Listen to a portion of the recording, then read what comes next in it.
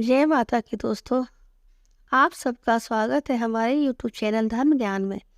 दोस्तों, मैंने अपनी पिछली वीडियो में आप सबको राजा शांतनु और गंगा की कहानी सुनाई थी। इस कहानी में आप सबने सुना कि कैसे गंगा शांतनु के जीवन में आई और किस प्रकार से उनके जीवन में रही और हमेशा के लिए उनके जीवन से चली गई और वे अपने साथ में राजा के 8वें पुत्र को भी ले गई। तो दोस्तों, आज हम आप सबको सुनाएंगे कि गंगा के जाने के बाद में राजा शांतनु के जीवन में क्या क्या हुआ और किन परिस्थितियों के चलते गंगा पुत्र देवव्रत ने आजीवन ब्रह्मचर्य का व्रत ले लिया। दोस्तों, कहानी में आगे बढ़ने से पहले अगर आप लोग मेरे इस चैनल पर नए हैं तो सबसे पहले मेरे इस चैनल को सब्सक्राइब कर लें और बेल आइकन को दबा दें ताकि हमारे आने वाले हर नए वीडियो की जानकारी आप सबको मिल सके।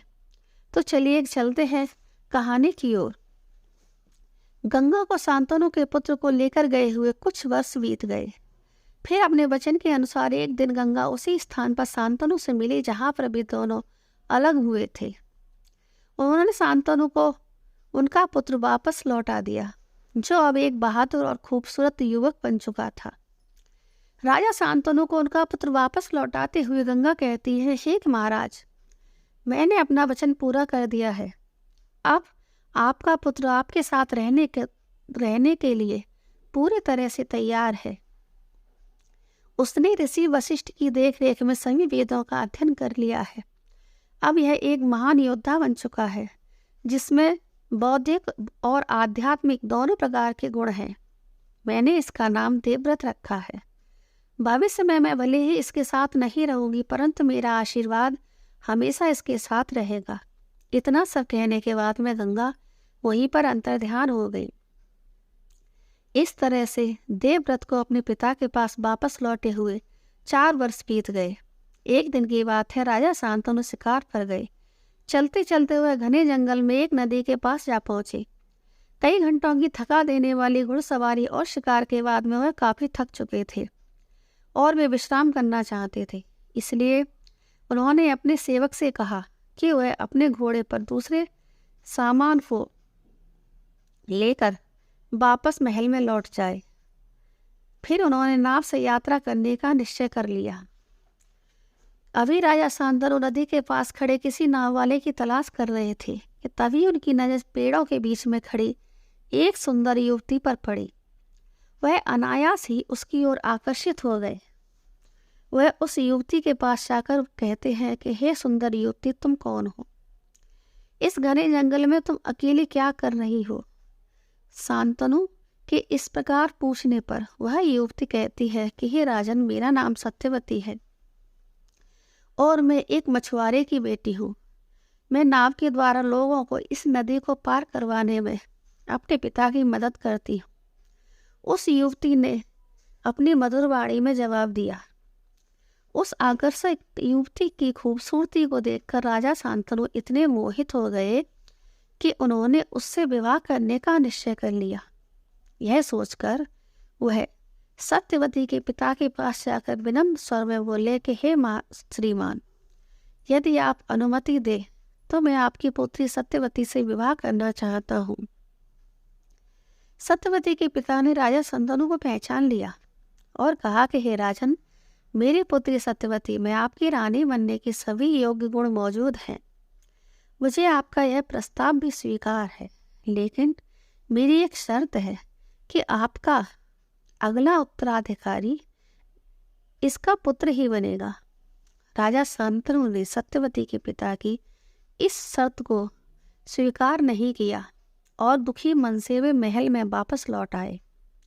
उसके बाद शांतनु अक्सर दुखी और उदास रहने लगे। राजकुमार देवव्रत से अपने पिता की यह स्थिति नहीं देखी गई। उन्होंने शांतनु से पूछा कि हे पिताश्री, आप इतने दुखी और उदास क्यों रहते हैं? अपने दुख का कारण मुझे बताओ ताकि मैं इसका निवारण करने के लिए कुछ कर सकूं। राजा शांतनु कहते हैं कि हे पुत्र, मुझे अपने राज्य के भविष्य की चिंता रात दिन खाए जाती है। तुम मेरे इकलौते पुत्र हो। भगवान न करे यदि तुम्हें कभी कुछ हो गया तो मेरे इस शासन का अंत निश्चित है। देवव्रत बहुत समझदार थे, इसलिए वे तुरंत ही समझ गए कि उनके पिता दोबारा विवाह करना चाहते हैं। इस विषय में उन्होंने राज्य के सबसे वृद्ध मंत्री से सलाह लेना उचित समझा, जो राजा के मित्र भी थे।